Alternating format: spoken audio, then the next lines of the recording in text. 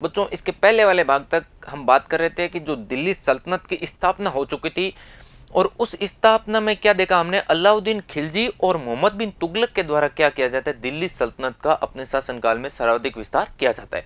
वहीं उसी क्रम को आगे बढ़ाते हुए हम भाग 3 में बात करेंगे जो खिलजी और मोहम्मद बिन तुगलक है उनका जो प्रशासन है उनके बारे में। देखें बच्चों, दिल्ली सल्तनत जैसे विशाल साम्राज्य को चलाने के लिए विश्वसनीय सूबेदार और प्रशासकों की आवश्यकता होती थी।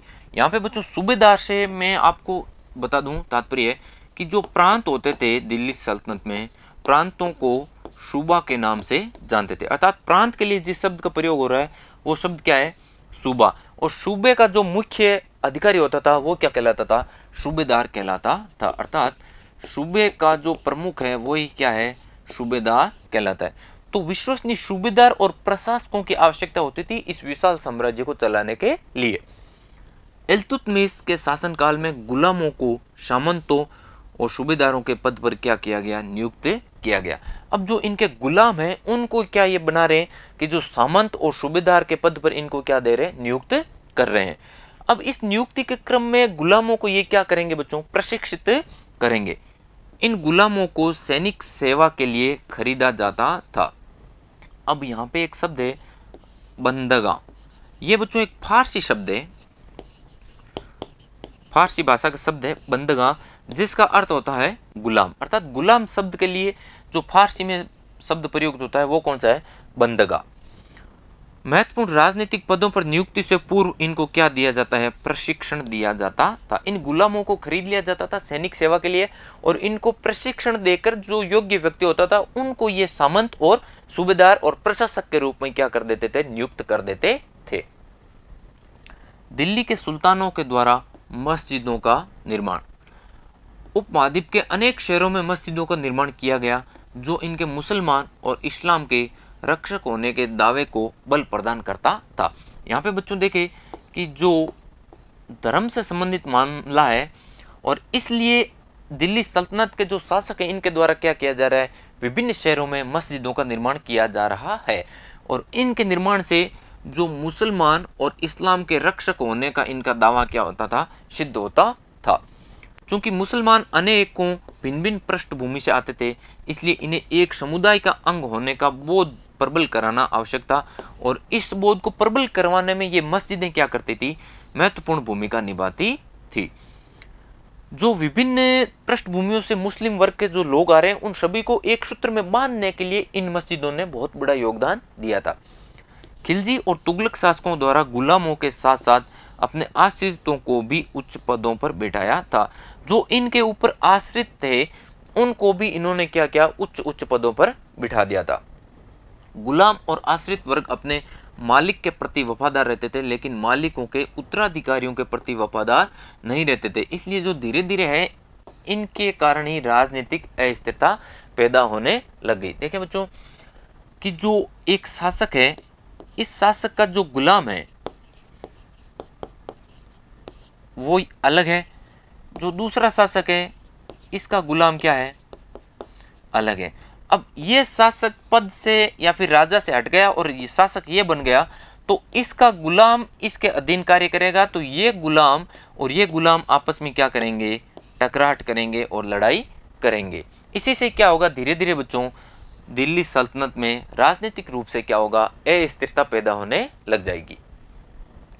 सरदारों में जो होने वाली आपसी टकराहट है उसके क्या क्या कारण है। देखें बच्चों, प्राय नए सुल्तानों के अपने अपने नौकर होते थे और नए सुल्तान के राजा बनने पर नए और पुराने सरदारों के मध्य क्या होगी, टकराहट शुरू हो जाएगी। नए सुल्तान आएंगे तो उनके सरदार भी नए होंगे और उनके गुलाम भी क्या होंगे, अपने नए होंगे। इसलिए जो पुराने और नए सरदार और गुलाम है उनके मध्य क्या होगी, स्वाभाविक रूप से टकराहट होगी। सुल्तानों द्वारा निम्न तबके के लोगों को दिए जाने वाले संरक्षण के कारण जो उच्च वर्ग है शासन का उसमें कई लोगों को गहरा धक्का लगता था और इसी कारण फारसी तवारीख के लेखकों ने सुल्तानों की आलोचना भी की है कि आप निम्न जो तबके हैं उसके लोगों को उच्च पदों पर संरक्षण नहीं प्रदान करें। अब देखते हैं बच्चों कि जो मोहम्मद बिन तुगलक है उसके अधिकारी जन कौन कौन से हैं। देखें, सुल्तान मोहम्मद तुगलक ने अजीज कुमार नामक कलाल, अर्थात जो शराब बेचने और बनाने वाली जाति होती है उसको किस नाम से जानते हैं? कलाल के नाम से जानते हैं। फिरोज हज्जाम नामक नाई, मनका तबाक नामक जो बावर्ची है, लड्डा तथा पीरा नामक जो माली है, इनको उच्च प्रशासनिक पदों पर बिठाया। अर्थात ये लोग हैं निम्न तबके या फिर निम्न श्रेणी से संबंधित है और इनको सुल्तान के द्वारा उच्च पदों पर बिठाया गया है।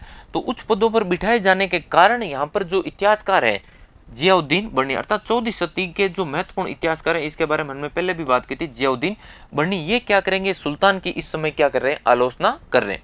इन नियुक्तियों का उल्लेख सुल्तान के राजनीतिक विवेक के नाश होने और शासन करने की जो अक्षमता, अर्थात ये शासन करने के योग्य नहीं मान रहे मोहम्मद बिन तुगलक को, क्योंकि इन जो निम्न तबके के लोगों को आपने इतने उच्च पदों पर बिठाया है, इसलिए के उदाहरणों के रूप में इनको शामिल किया। अब एक व्यवस्था है बच्चों एकता प्रणाली। एकता प्रणाली के लिए हम देखेंगे कि जो साम्राज्य है, साम्राज्य को विभिन्न प्रांतों में विभाजित किया गया था और ये प्रांत या तो सूबा के नाम से और या फिर इनके लिए एक विशेष शब्द प्रयोग होता था एकता, इनके नाम से ये जाने जाते थे। और एकता में जो प्रमुख व्यक्ति का शासन होता था वो क्या कहलाता था?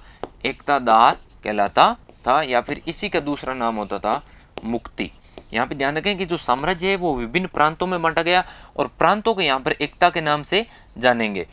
और एकता में जो शासन करने वाला प्रमुख व्यक्ति है वो मुक्ति या फिर इक्तेदार के नाम से जाना जाएगा। देखें, खिलजी और तुगलक शासकों ने पहले से चली आ रही व्यवस्था की तरह सेना नायकों को भिन्न भिन्न आकार के इलाकों के सूबेदार के रूप में नियुक्त किया। भिन्न भिन्न क्षेत्रों में भिन्न भिन्न व्यक्तियों को सूबेदार के रूप में ये क्या कर रहे हैं? नियुक्त कर रहे हैं, जो व्यवस्था पहले से चली आ रही थी। ये इलाके एकता के नाम से और इन्हें संभालने वाला जो अधिकारी होता था वो एकतादार या फिर मुक्ति के नाम से जाना जाता था।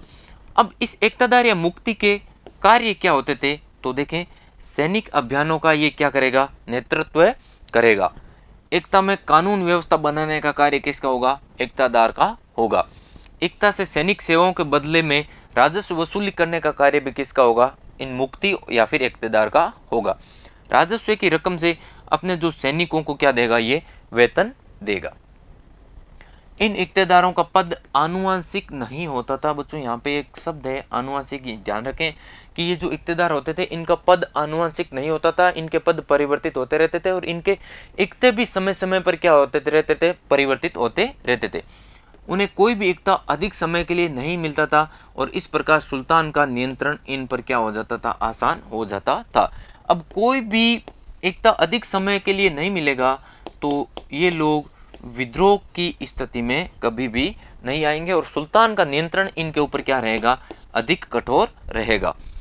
अलाउद्दीन खिलजी और मोहम्मद बिन तुगलक के काल में इन नियमों का सख्ती से पालन होता था। अर्थात इन दो शासकों के समय में ये जो नियम होते थे इनका सख्ती से पालन होता था। मुक्ति द्वारा राजस्व वसूली का हिसाब लेने के लिए सुल्तान के द्वारा अलग से मुक्ति के ऊपर लेखा अधिकारियों को नियुक्त किया जाता था। ये ध्यान रखते थे कि मुक्ति के द्वारा जो सुल्तान ने कर निर्धारण की जो दर दी है उसी दर से कर क्या किया जाए? वसूला जाए और जो संख्या तय की गई है सैनिकों की उसी अनुपात में सैनिक भी इनके पास में रखे होने चाहिए। तो ये अधिकारी क्या करते थे? इन मुक्ति या फिर जो इक्तेदार हैं उनके ऊपर कठोर नियंत्रण रखते थे ताकि ये क्या नहीं कर सके? विद्रोह नहीं कर सके। तो इस भाग में बच्चों यहीं तक बात करेंगे और इसके अगले भाग में हम देखेंगे कि जो 15वीं और 16वीं शताब्दी में दिल्ली सल्तनत है उसके बारे में। तब तक के लिए धन्यवाद।